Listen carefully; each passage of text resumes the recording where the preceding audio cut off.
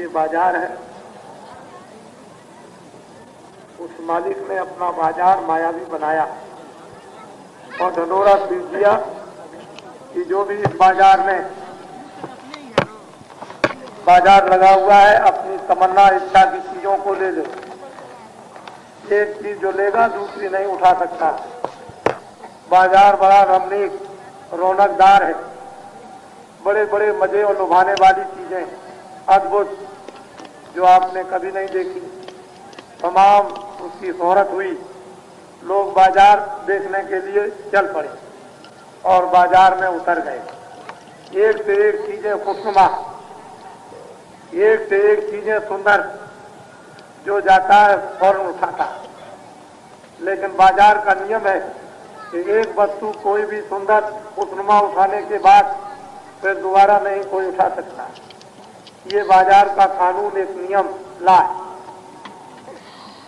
तमाम लोग चलते जाते हैं, बात करते जाते हैं, हमने गलती कर दी, ये तो उससे भी अच्छी, ये उससे भी खुशनुमा, ये उससे भी सुंदर, ये उससे भी बहुत रौनकदार। सब लोग बात कर रहे हैं अपनी अपनी। अब क्या करें, अब नहीं उठा सकते, बाजार का नियम है। एक बुढ़िया आई, उसने इरादा पहले से किया कि बाजार मैं जाऊंगा, पहले पूरा बाजार देखूं, उसके बाद जो सबसे अच्छी वस्तु होगी, चीज होगी, उसको लूंगी। बुढ़िया बाजार में जा रही, देखती हुई एक से एक अच्छी चीजें उसको दिखाई दे रही, खुशनुमा, और चले और देखती बहुत अच्छी अच्छी चीजें। जब बीच बाजार में पहुंची तो बुढ़िया सोचने लगी कि ये बाजार आखिर किसी ने बना करके लगाया होगा, लेकिन बनाने वाला कितना सुंदर होगा, कितना वो खूबसूरत होगा, खुशनुमा होगा, वो किधर है। तो जब बीच बाजार में पहुंची तो देखा उसमें कि एक पर्दा पड़ा हुआ। तो चीजों की तरफ से ध्यान हटाकर पर्दे को पकड़ा, जरा तक किया तो देखा एक बड़ा दिव्य, बड़ी रोशनी, बड़ा प्रकाश, खूबसूरती का बयान नहीं हो सकता, सुंदरता का कोई कथन नहीं हो सकता। उसने देखा इन सब बाजार की चीजों से सुंदर। उसने पूछा, तुम कौन? कि मैं बुढ़िया। इधर कैसे आई? कि मैं बाजार लगाने वाले को देखना चाहती हूँ। तो अब क्या चाहती हो? चल लगे अब कुछ नहीं चाहिए, जिसने बाजार लगाया उसी को मालिक, उसी को ले लिया, अब हमको और कुछ नहीं चाहिए।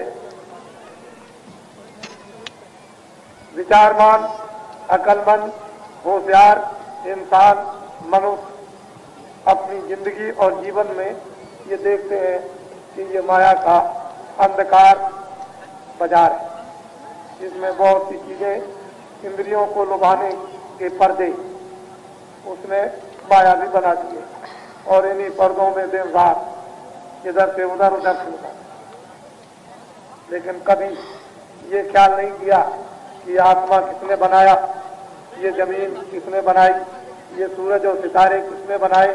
जरा सा भी कभी ध्यान किसी का नहीं हुआ।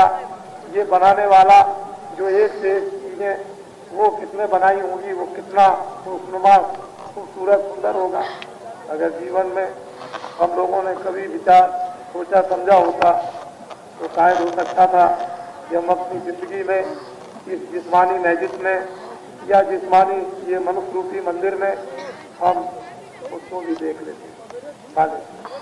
फकीर आए, उन्होंने कोशिश की, प्रयास किया महात्माओं ने कि ये लोग इस बाजार को भी समझें, इस बाजार को समझकर बाजार लगाने वाले को भी देखें।